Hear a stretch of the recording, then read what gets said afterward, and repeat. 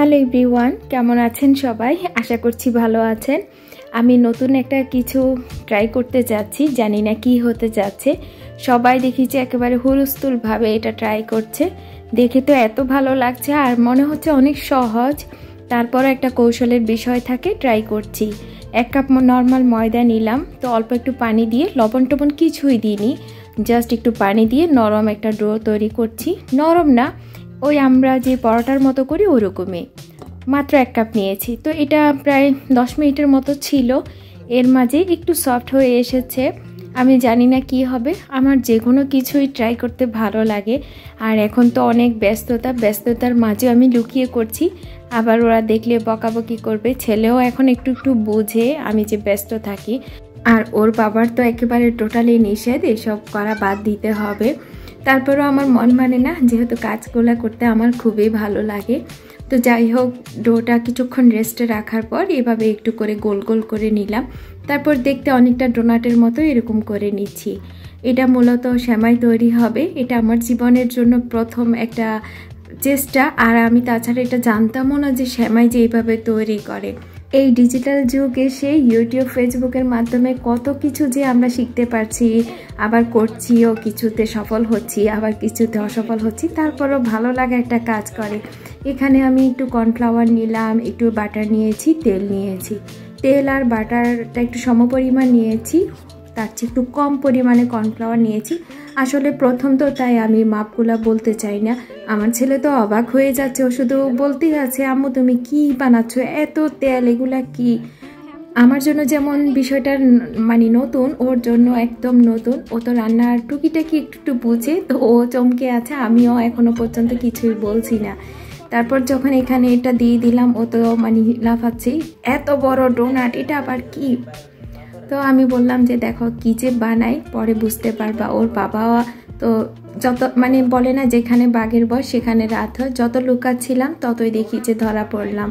তারপর তো ও এক মানে বলতেই আছে, কত কথা যে বলছে। আমার যেহেতু অনেক পছন্দের শখের কাজ, আমি কানে তুলো দিয়ে শোনার মতো ওরকম চুপচাপ কাজ করেই যাচ্ছি। বেশি সময় তো লাগবে না। তো যতটুকু দেখলাম ইউটিউবে, এটাকে এই তেলের মধ্যে কিছু সময় রেখে দিতে হবে। তো প্রায় আধ ঘন্টার মতো ছিল। এখন হচ্ছে মেইন প্রসেস। আর এই প্রসেসটা হচ্ছে খুবই ভয়ঙ্কর, কারণ তেলের মধ্যে সারাক্ষণই কাজটা করতে হবে। তো আমি প্লাস্টিকের যে 1 টাইম গ্লাভস আছে সেটা পরে নিলাম। না হয়তো পুরো কিচেন নষ্ট হয়ে যাবে। তেল আমি খুবই ভয় পাই, একটু তেল ধরলে দেখা যায় যে সব কিছুতে তেলগুলা কিভাবে জানি ছড়িয়ে পড়ে। তো যাই হোক, এদিকে তো খুবই মজা লাগছে। প্রথম অবস্থায় কিছুটা ভয় লাগছিল, পরে দেখেছি কি না, আস্তে আস্তে এটা অনেক স্মুথ হয়ে বড় হয়ে যাচ্ছে। সব কাজ যে একেবারে দেখে শেখা যায় সেটা আমি বিশ্বাস করি না, নিজের কিছু টেকনিক বা আইডিয়া অ্যাপ্লাই করতে হয়। এই যে একটু সময় এটাকে যখন বড় করলাম পেঁচিয়ে পেঁচিয়ে, তো আমার কাছে মনে হচ্ছিল এটা আরেকটু থাকলে মনে হয় ভালো হবে। তো ওটা আমি হাফ করে তারপরটাতে চলে আসলাম। কি সুন্দর করে যে এটা লম্বা হয়ে যাচ্ছে রশির মতো। আমার কাছে জিনিসটা মানে অনেক ফানি মনে হচ্ছিল। ভাগ্যিস আমি হাতে আবার গ্লাভস পরছিলাম, না হয় আমি এত সময় থাকতে পারতাম না। এটা খুবই মানে বিরক্তিকর কাজ। তেল জিনিসটা আমি এমনিতেই, আর পানি এই জিনিসটা সহ্য করতে পারি না। তো এই যে এটা কিছুক্ষণ করার পর আবার ওটাতে গেলাম। তো এভাবে 2 বার করব, তারপর কন্টিনিউ যেটা করব সেটা শেষ করব। তবে সত্যি কথা আবারও বলছি, খুবই মজার একটা কাজ। জিনিসটা আমার কাছে খুবই মজার লাগছে। আমি যদিও বা সেমাই, সুজি এ ধরনের মিষ্টি খাবার পছন্দ করি না, আমার বাচ্চারাও তেমন খেতে চায় না, যার কারণে এই ধরনের ডেজার্ট আইটেমটা আমার বাসায় খুব কম পরিমাণেই তৈরি করা হয়।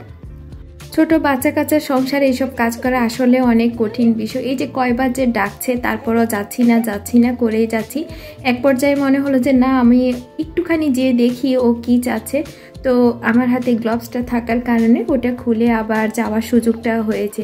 যদি ওটা না থাকতো, এত কষ্ট করে এটা সাবান দিয়ে হাত ধুয়ে বারবার ধুতে হতো, কারণ এখানে বাটার যেমন আছে, অয়েলও আছে।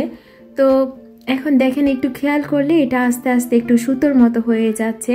ওই যে আমরা দেশে কাঁথা সেলাই করার সময় বা কোনো হাতের কাজ করার সময় কতগুলা সুতা কিনতাম না, ওগুলাকেও মনে হয় সম্ভবত লাচ্ছি সুতা নাকি কি বলে, আমার নামটা খুব মানে মনে পড়ছে না টোটালি। তো যাই হোক, ওরকম কিছু একটা হবে মনে হচ্ছে, এখন ওরকমই মনে হচ্ছে।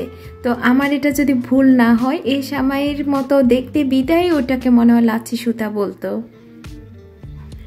আপনাদের কারো জানা থাকলে জানাবেন তো। সত্যি আমি এই কাজগুলো অনেক করতাম, কিন্তু অনেক দিন ধরে এই সুতা থেকে দূরে থাকার কারণে, ব্যবহার না করার কারণে আমার নামও মনে পড়ছে না। এই ইদানিং আমি এই সমস্যাটায় কিন্তু ভীষণ ভুগছি, কোনো কিছু সহজে মনে রাখতে পারি না, এটা না কেউ বিশ্বাস করতে চায় না। আমি নিজে নিজে এমন এমন কিছু শব্দ বা এমন এমন কিছু জিনিস যখন মনে করতে পারি না, আমি নিজে অনেক বেশি আপসেট হয়ে যাই।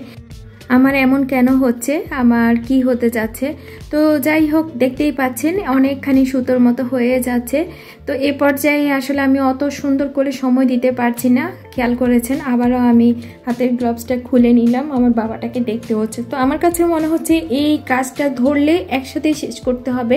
এই যে গ্যাপ দিচ্ছি, এই গ্যাপ দেওয়াটা মোটেও ভালো হচ্ছে না, কারণ এখানে যে চিকন চিকন সুতার মতো হচ্ছে, একটু বেশি অপেক্ষা করলে ওটা না লেগে যাবে, এরকমই মনে হচ্ছে। তো আজকে এবার করলে আমি অনেক কিছুই বুঝতে পারবো, কারণ এসব কাজ হচ্ছে হাতের কাজ।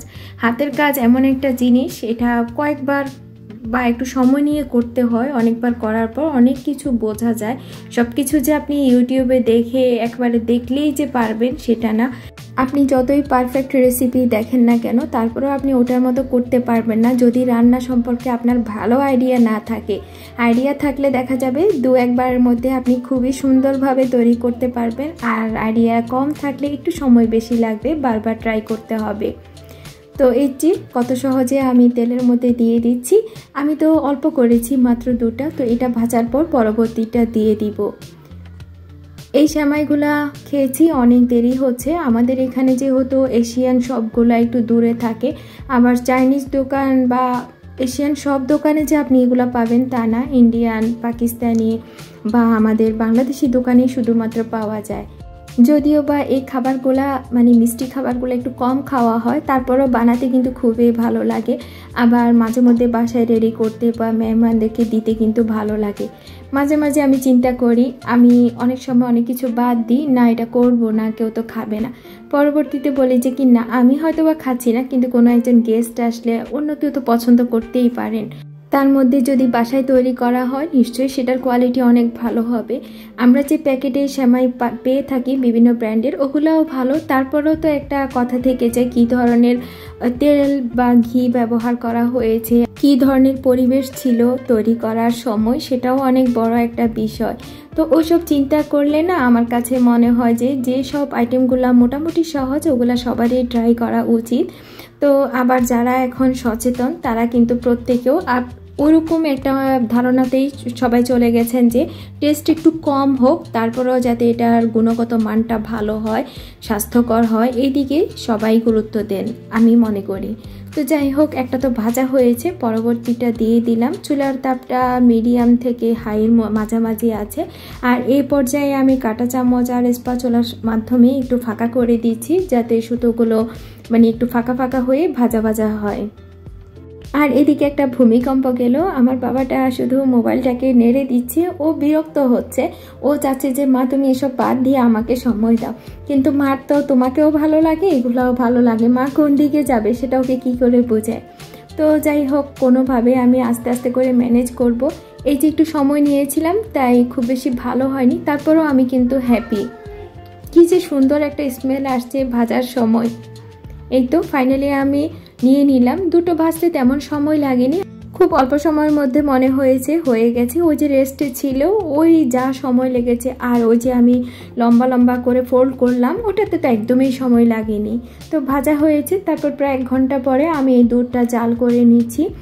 নর্মালভাবে আমি একটু এটা রেডি করে ফেলবো। এই যে উপর থেকে একটু বাদাম কুচি দিয়ে দিচ্ছি। আমাদের বাসায় আবার নারকেলটা কম খাওয়া হয়, নারকেল একে তো আমরা পাই না, তারপরও আমাদের প্রায় আনা হয়, ওর বাবা আবার পছন্দ করে। কিন্তু বাচ্চাদের কথা ভেবে দিলাম না, ছোটো তো একদমই খেতে চাইবে না। তো আমি মাত্র একটা যেই চাকা ছিল সেমাইয়ের, ওইটাই ভিজিয়েছি, আর একটা আরেক দিন করব। প্রথম দিন তো একটু ট্রাই করি।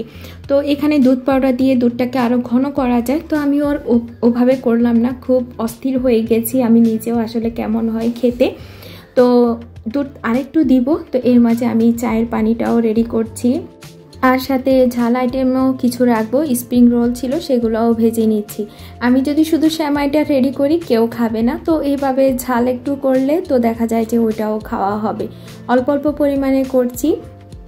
যতই বলুক না কেন এটা ওটা তৈরি করো না, তোমার হাতে এখন সময় নেই, কিন্তু তৈরি করলে না অনেক খুশি হয়। আবার দেখা যায় এগুলো যদি না থাকে তাও সবার মাঝে একটা অস্থিরতা কাজ করে। বিস্কিট দিয়ে চা খাবে বা অন্য কিছু খাবে, রেডিমেড কেক, ওগুলো সব দেখা যায় তেমন খেতে চায় না। ঘুরে ফিরে বন্ধের দিন এই ধরনের খাবারই সবাই চায়। তাই আমিও চেষ্টা করি যতই ব্যস্ততা থাকি না কেন একটু ফাঁক পেলে এই ধরনের খাবারগুলো রেডি করে ফ্রোজেন করে রেখে দিতে। তো এই ছিল আজকের ব্লগ। আশা করছি আপনাদের ভালো লেগেছে। ভালো লাগলে প্লিজ একটা লাইক দিয়ে আমার সাথে থাকবেন। সবাইকে অসংখ্য ধন্যবাদ।